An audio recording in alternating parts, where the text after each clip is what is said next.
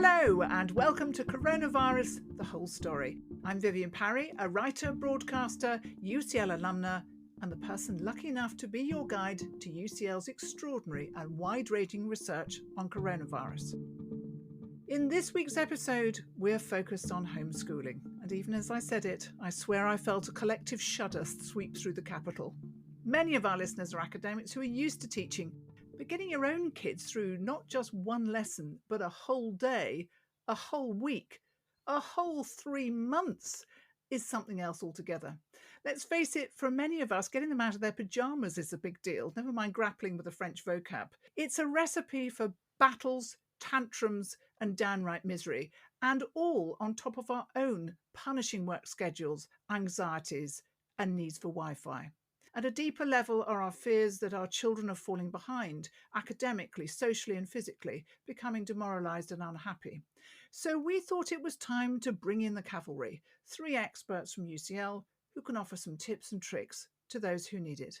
And let's face it, that's all of us. My first guest this week is Professor Lorraine Sherr. Lorraine is Professor of Clinical and Health Psychology in the Department for Infection and Population Health and head of the Health Psychology Unit. She's got a very varied research portfolio that encompasses many different elements of healthcare and access, which has informed her policy work with the WHO. Currently, Lorraine is part of the initiative to provide COVID-19 parenting tips, working with UNICEF, WHO, USAID and the Global Challenges Research Fund. I'm also joined by Dr. Sandy Leaton, an Associate Professor of Education at the IOE. Sandy is an applied sociology of education specialist whose research has covered everything from education professionalism to the knowledge economy to AI in education. And last but not least, I'm joined by Professor John Potter. John is Professor of Media in Education in the UCL Knowledge Lab and a founder member of the DARE Collaborative, a research partnership focused on the digital arts in education. He's a former primary school teacher and is now a member of the Research Committee of the UK Literacy Association and an executive committee member of the Media Education Association, which supports media educators. So let's start by hearing how homeschooling is affecting children. Sandy, and I'm thinking as I'm just saying this, how different it is, but how different is homeschooling for kids than school schooling? Well, there's a number of things that we found out in our research projects, talking to children, teachers, and parents about this.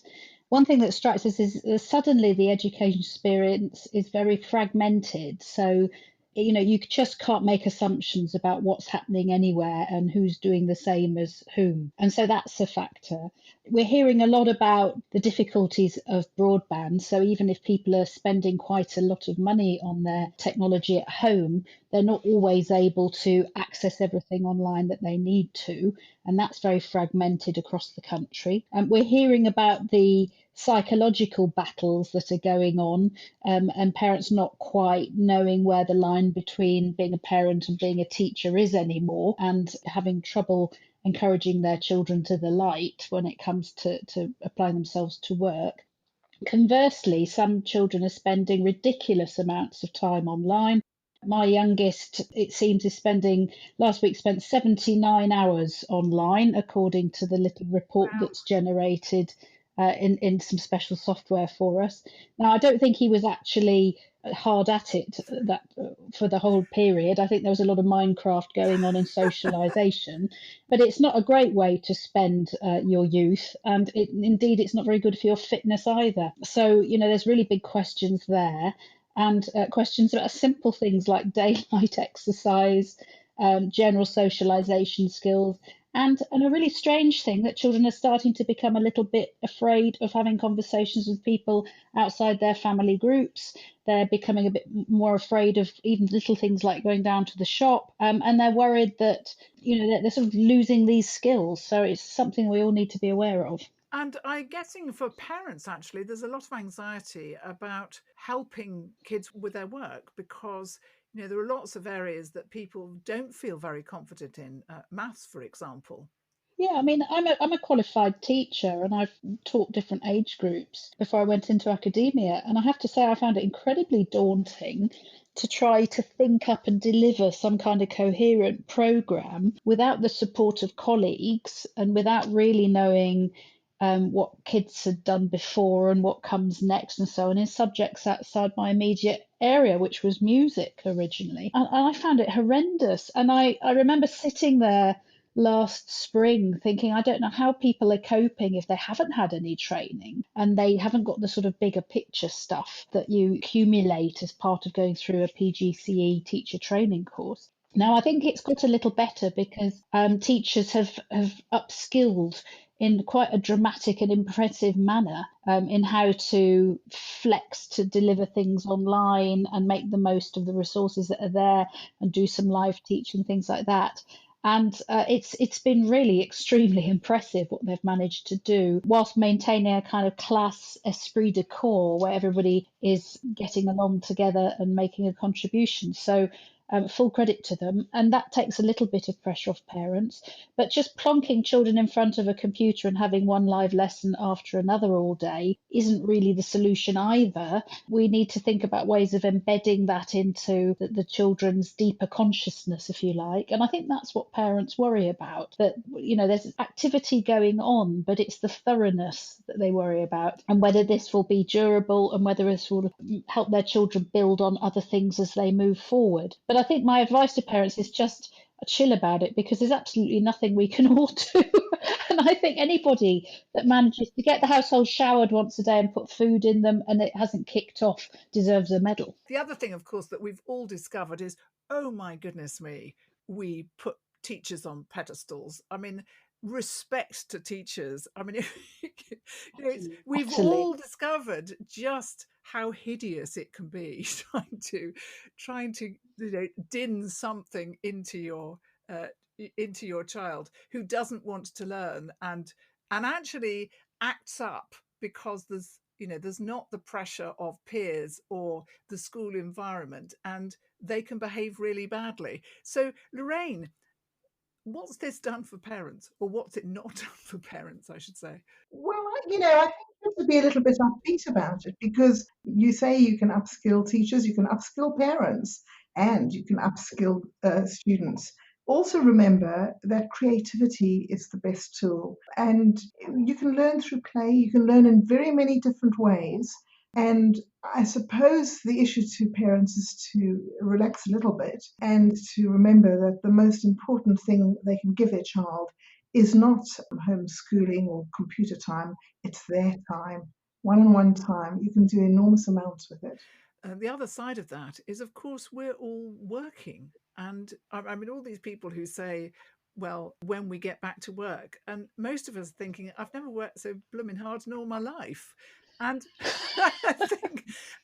so I think that's a real pressure for parents when both parents are working, both want the Wi-Fi, or just in single parent households where there's a key work meeting going on and the children are kicking off in the next room, and it's really difficult. It's intolerable, isn't it? And I think it's really an exaggerated form of something that people have been feeling at the edges for a long time. You know, that we've not got the extended family support and structure in a lot of instances throughout society now. And parents are increasingly left on their own to try and be all things to all people. And we've got a really exaggerated form of it now. And I just think the only thing you can do is survive and and look forward to the summer at the moment. I was on a call with a big call in a major meeting, and a teenage came in and kind of patted her dad on the shoulder, and he kept on kind of motioning her away. And eventually she stood at the door of the room and just shouted, "Dad, the cooker's on fire!" and off he disappeared. But the intrusiveness of the camera into our world and our ability to play the work home game has been really ruptured, and it's quite amusing at times. I love it though, Viv. I love it because I think that for a long time, women in particular have had to pretend that they haven't got a home life, and that it's all seamless and happening somewhere else. And the idea that everybody's admitted, it's like coming out the closet, isn't it, as a nation or a society? We've admitted we have children and we have houses, and this is what they look like, and this is what people do. And it's been quite liberating, actually. When it's not all falling apart, it's And liberating. not always very clean. John, I want to come to you because there are so many competing messages about online learning. I mean, we've already heard there that worries about the number of hours, because we're told on the one hand that children shouldn't be on screens all the time, but on the other hand that that's the only way they can learn at the moment. What do parents Yeah. actually need to know about online learning? I think, well, if I rewind a little bit, Vivian, and ask about on-screen use, because I think there is a concern about masses of on-screen use, obviously, but I would counsel against thinking that it's all one thing, in the same way that online learning is not all one thing. On-screen use isn't all one thing. I mean, Sandy gave a very nice pen portrait of all of the different things that her child was doing. And some of that might have been creative and playful. Some of it might have involved socializing when they can't do any other kind of socializing. And some of it might have been not good and eye straining. So concern is understandable, but I would ask for a bit more nuance in the debate. I mean, again, just as Sandy was asking for when she was talking about the negativity angle, which is children are falling behind. I mean, imagine if you did not live in a house with good Wi-Fi, if you had 4 kids in a tower block somewhere, and every time you turned on the TV, someone pointed out to you that your children were falling behind. They may, in fact, be inventing new games and playful activities. They may be being creative. They may be finding ways to cope themselves. And so that's one of the reasons why we're doing a COVID-19 project on children's play during this time. But yeah, my main point here is to say, be a little bit more nuanced in the debate. Yeah, and I think it goes back to what we're saying is you can't do anything about this. You have to chill. You can't stress about it. And actually, Yeah. children are quite resilient. Mm. They're having a very bad time, and perhaps amongst the worst affected of those by the pandemic. But they are resilient, and more so than we think. Yes, and we think that some of this is down to their ability to still be playful and to make up new ways of playing games, whether it's a kind of Zoom hide and seek thing with family members if they're lucky enough to be on Wi-Fi and have Zoom. But there are other ways that they can play with each other during times when they're outside and exercising safely. And we also think that there's interesting variations of games that they used to play when they've gone back to school and been in bubbles. They've been very creative about the way that they've played in bubbles and inventing playground games that don't involve touch, shadow tag, and all of this kind of thing. And children are amazingly creative and resilient. Our project seeks to create a play observatory, which we're hoping to launch in the next few weeks, which will allow parents and children to document some of the ways that they have been being resilient and playful and enjoying aspects of this situation, bizarre as that might sound. And we're going to invite contributions for them in the form of videos or drawings or anecdotes, audio, and we're going to collect them in an archive in much the same way as Peter and Iona Opie documented children's play over about 30 or 40 years. So we've got a great team of children's historians and archivists, and we're conducting a kind of a mixture of a social science project where we're looking at what they're doing and an archival record of this time for the future, which will be located in the British Library, amongst other places. So we're quite excited about that. I hope you gathered some of those snaps of kids playing in the snow just a couple of days ago, where they were not building snowmen, but they were building these huge snowballs with sticks all over them to be coronaviruses. Yes, yes, it's wonderful, isn't it? We've seen that, and we've also seen pavement drawings, chalk drawings of the same kind of thing. And my colleague Kate Cowan is a real expert on children's play, and she's been tweeting out all sorts of examples that she's found, including, I don't know if you saw a clip on Twitter the other day of toddlers going up to objects in the environment and pretending to sanitize their hands. You know? This kind of thing is the sort of thing that we want to collect for posterity, this resilience and making something of a difficult situation that children are engaged with. So we've established that our children are not entirely wrecked yet, and that actually, as parents, there's not so much that we can do. Anxiety and stress about it is going to get us nowhere. So, what I'm going to concentrate on absolutely now is advice and tips. Let's go to you first, Lorraine. Can you tell us about parenting resources that you've been developing for WHO and UNICEF? Well, it's been a very exciting initiative. Right at the beginning, we sort of woke up and thought, my gosh, we need these. And we were able to get UNICEF, WHO, USAID, a large group under the Parenting for Lifelong Health. And our idea was that we should have evidence-based interventions, not just knee-jerk and what we think. And there is great evidence. I mean, you hear what John and Sandra are describing with good trials that parenting can be taught. Lots of things can be taught, and we just take for granted that you don't teach it. So we put together, in the first instance, 6 and then 12 parenting tips. And very straightforward, very simple, based on evidence, and they've just gone very viral. We've had over 130 million hits, and all over the world.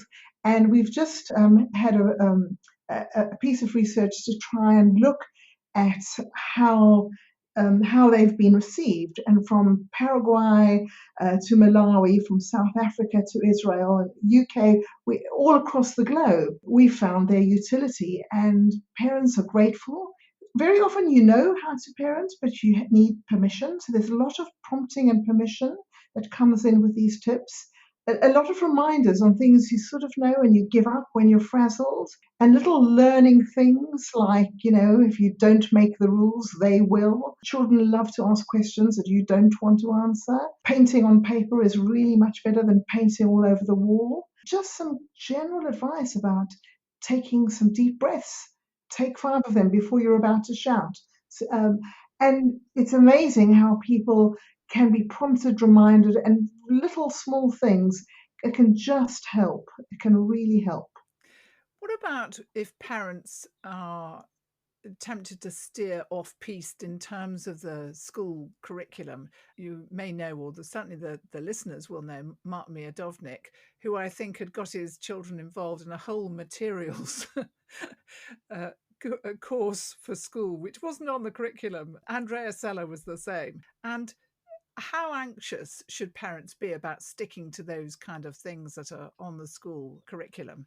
Or can they do something that's playful and different without worry? I think that depends, doesn't it? It depends really whether you've got good communication with the school, whether it's joining up to something that went before and that's going to follow on. Because if you go completely off the subject for everything with no communication with the school, it's very hard to then reform, isn't it? So I think you have to decide whether your child is learning at home but still registered with a school, or whether you're actually homeschooling, and they're separate things. And you have to be a little bit mindful of the sort of teachers needing to track and build and make sure that they're, if they're going to be accountable for your child's learning, then there needs to be a decent homeschool relationship underpinning that. And sticking to the syllabus, of course, is more important as children get older and towards exam times. I mean, you can't say I never liked mice and men much. Let's do something else. Learning is like building, step building and brick building and foundation building. So the curriculum is important for the next steps, but there's more to learning than just the curriculum. And I think it's really important for a child to learn something than to learn nothing. And we do have to have some flexibility in these very strange times. Yeah, I would agree with everything that's been said so far. And I would say that the curriculum is embedded in all sorts of activities that it doesn't appear to be at first. If you were to take a project of making a film through a day, you've got negotiation with time, you've got planning, you've got scripting, you've got acting, you've got actively thinking about the language that you use. A 1-minute documentary about something that you're actually doing would be a fantastic way of playing, and also encountering aspects of the curriculum which would, not at first sight appear to be embedded in the activity. I think that we underestimate how children experience time as well. A day is a really long time for a child. And there is if we are after tips, it is not possible for a child to sit in front of a screen. It's difficult enough as an adult, but to do that for hour after hour after hour and expect to be, learning and absorbing information. So my top tip would be to get people away and to be active, to return to the screen with something to show for the time they've been away from the screen. And of course, with my research hat on, I would encourage people to, when it opens, to contribute to the play observatory, because in doing creative activity around showing people the kinds of play that you've been doing, you will be doing curriculum activity, constructing expressive sentences. You'll be making something that is of value to your schooling anyway. Also, really important to know that there's more to school than the curriculum, all the extracurricular activities. And that would be a worry. A lot of children are stopping those, and those are really fundamental to growing. Music and dancing and sport and football and outward bound stuff, and learning how to tie knots, and not just about it within the curriculum, but also remember that they're learning IT skills that they probably could never get at school. Tick off what they are doing as opposed to worrying about what they're not. Yeah, and then there's the moments in between hands. So it is a massively important point about the what we call the extended curriculum, where you're going beyond the subjects and doing more interesting and deeper and complex things. And we need to be thinking forward a little bit, so that when there's restrictions being lifted for a short while because infection levels go down, it's really important that parents go out as much as they can and experience as much as they can with the kids, in terms of being able to get out and about and do trips and go to parks and look at things and do things. And that will have a sort of enhanced benefit because there's been so little of that going on. So there'll be a new appreciation of that, and that will backfill a lot of the other difficulties.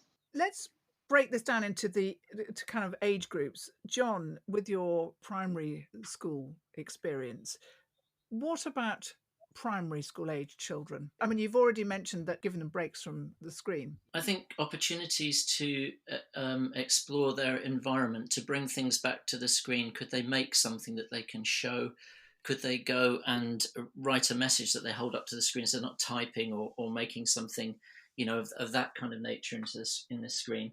With primary school children, when you think about it, that one of the things that is most difficult for them, and it does come across whenever there's a news feature on it, for example, is the social aspect of what's been lost. There was an interview on the BBC News last night in the school, I think it was in Warrington, and one of the children in shot said, "It's okay, I can learn at home.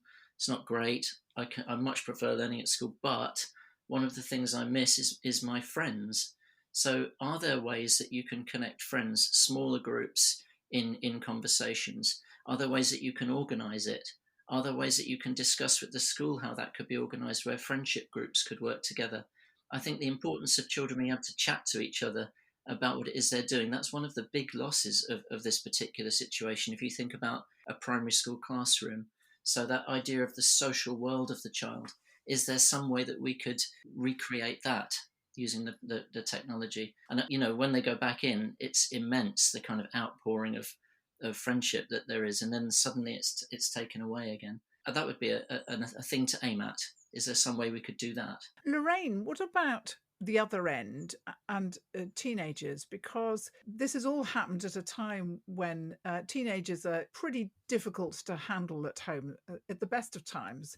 Love them though we do, there's a lot of flouncing and door slamming and all of that, and they're really, really suffering, I think, at the moment from not having their friends around.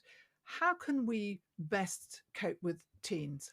Teens are wonderful, and we have to focus on sort of teen agency, not so much as teen problems, because they don't all flounce. Some of them are amazing, and in fact some of them put their flouncing to music, and we call it dancing. So we have to kind of understand much of the disaster is about their loss of opportunity, their diversion of life plans. We've taken away, slipped from under their feet, things like targeting. So their exams are disappearing, their opportunity is fizzling out. So I think you do need to have some creativity with teens. And I would actually start by asking them. I think we're so busy telling everyone else what to do. We should get a little bit cleverer about listening. Our work is global, so we look across the world. And the things to be wary of with the teenage population globally is some of the old problems like gender issues. A group in Kenya are reporting that when they reopen schools, many girls are not coming back. They've either gone off, lost the will, lost the support, or had early marriages. So we have to look at that. Other issues globally are about teens just getting their act together. We've seen teens selling masks, creating interventions. So in this country, we just have to keep a very open mind and be very patient. And we should be guided by a positive, constructive approach rather than wringing hands of despair. And we should give a big huzzah for their genius creativity on TikTok. I'm just in awe. So now, as it happens, I'm interviewing Michael Spence, the new provost of UCL, in the next couple of weeks. And one of the things that I wanted to put to him was all these kids will need to have catch up. You know, they will really need to get all that, not only the socializing, but catch up with individual bits of work that they've really got behind on. And I wondered whether and how the UCL community could play a part in doing that for school students in the Camden area.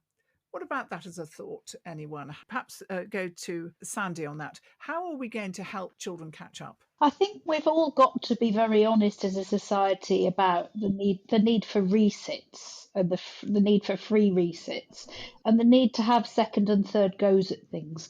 And that was kind of dying out. And there was this sort of moral value ascribed to whether you could pass an exam first time off and without extra help. And I think that's all got to go. And so when we're looking at courses that we run and outreach that we do, we can do a lot to help subject teachers really enrich and extend the knowledge of the young people on their courses, and also support them being able to leap over the educational hurdles that we have there, because we have to have some kind of filtering to get people onto different life paths. But I think we just have to be very accepting of the fragmentation that's gone on, and just to do our best to try and fill in the gaps a little bit there. Lorraine, is there anything in that we all need to pile in to help kids as much as we can? Well, I think we could get a bit strategic. So we should think big. So, for example, thousands or hundreds of thousands of teachers all across the country are repeating the same lesson, makeshift, having to prepare. It's all going out on video.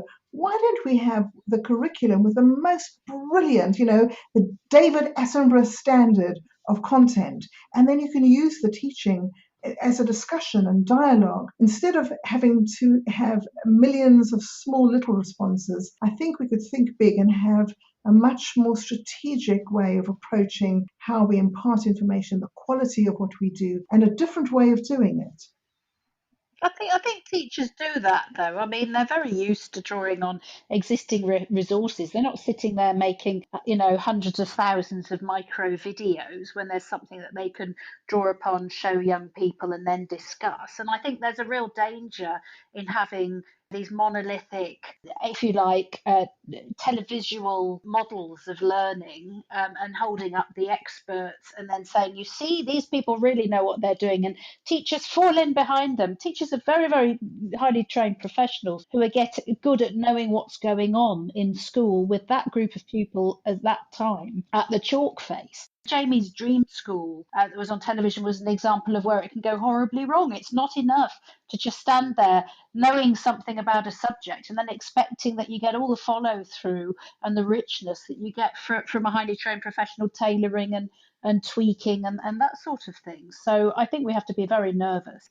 John, what about catch up and lots of people outside the school communities really piling in to help children? I think that's a great idea. I think I'd also go with Sandy on the need for some structural support around that. In other words, removing some of the structure around that If you tell someone they're falling behind, what are they falling behind? Let's be honest about assessment. Let's be honest about the curriculum at this time and relieve some of the pressure. And I applaud that idea of the resets. I thought Lorraine's point previously about valuing what teenagers and others bring to the party, I think, can we create spaces in which we can have more participant-led research? When we've previously researched children's playground games before the pandemic, Kate and I created, and so did our Sheffield colleagues Julia and Jackie, created situations in which children reported on their own lives. That requires a degree of organisation and thought and a huge range of communicative skills. And so a participant co-production of research into their own lives, I think creating projects where children can make those kinds of videos, can make those sorts of contributions and talk about what it is they've been doing, what it is they've been playing, and what their aspirations and hopes are, combined with some relaxation of this pace, assess curriculum that we have now. Maybe it's a chance to reform schooling. There's a really good term that we talk about with students. It comes from Basil Bernstein, and he used the term the symbolic ruler for the way that we measure young people against each other in these age cohorts to see whether they're ahead of time or behind time. And then we talk about whether this is good or bad. And I think this is the thing that we have to ditch, and we have to start looking at the learning that's going on and not measuring children quite so intensively. So we're getting to the end of our time now, and I wanted to give you each my magic wand. Now, I hand it out very liberally and generously at the end of these podcasts, and I'm going to give you each my magic wand and ask you what one thing would you do with your wand to help people homeschooling at the moment? And by the way, money is no object. So let's start with Lorraine. What would you do? Oh, well, I don't believe in magic. So I think I would have to say, it's just about human endeavor, children's creativity. Don't dream, be real. So I find it very difficult to think that we could have a magic bullet to fix all of this. But what we should be able to do is to pause, to listen, to support, give positive praise. If I was to give one thing, I would say, 20 minutes of total attention to a child. That's not magic. That's just real. Fantastic. Sandy, how about you? Well, I've been working with different stakeholders and MPs and so on across the country to try and unpick the whole broadband problem. We've been doing this for about 3 years now, and it's been quite frustrating. So what I'm doing, I'm plugging that magic wand into the national grid, and I'm linking it up to all the infrastructure for broadband everywhere, and it's now supercharged, and everybody's got 300 megabytes all the time. What, even if everyone's playing Fortnite? Even if they're playing Fortnite. And by the way, we've had like some people have plagues of locusts and frogs and things. We've had a plague of laptops. They've come down. There's laptops everywhere, and you just help yourself. Right, plagues of laptops and national grid and broadband everywhere. John, how about you? Okay, well, that's interesting. I might have gone for that, Sandy. So you've gone for the materiality of it. I'd go for some kind of idea. I would actually like to just wave away the pressure and the negativity that comes out of the media on parents and on teachers equally, but differently, and sometimes seeks to divide them. So I would get rid of all of that. And instead, I would wave in trust, empathy, pausing and talking to your children and with them, and a sort of nuance to the debate. It's so polarized at the moment, and it doesn't help anybody. So I would wave away the negativity. Well, I think those are 3 absolutely magnificent suggestions. I did notice that Sandy got away with suggesting 2 things, but we'll let her off because they were both very splendid. Thank you, all 3 of you. You've been so helpful. And I would just say to parents, don't stress about this. There are things sometimes that you can't change. And if you try and change them and they're unchangeable, all you'll end up doing is getting in a bigger and bigger state of anxiety. And it's happening to everyone. So I think that's helpful. It's not just happening to you. So remember that. You've been listening to Coronavirus, the Whole Story. This episode was presented by myself, Vivian Parry, produced by UCL with support from the UCL Health of the Public and UCL Grand Challenges, and edited by the very splendid Kerris Bradley. I was joined today by Professor Lorraine Sherr, Dr. Sandy Leaton Gray, and Professor John Potter. If you'd like to hear more of these podcasts from UCL Minds, subscribe wherever you download your podcasts or visit ucl.ac.uk/coronavirus. This podcast is brought to you by UCL Minds, bringing together UCL knowledge, insights and expertise through events, digital content and activities open to everyone. I hope to be with you again soon. Bye for now.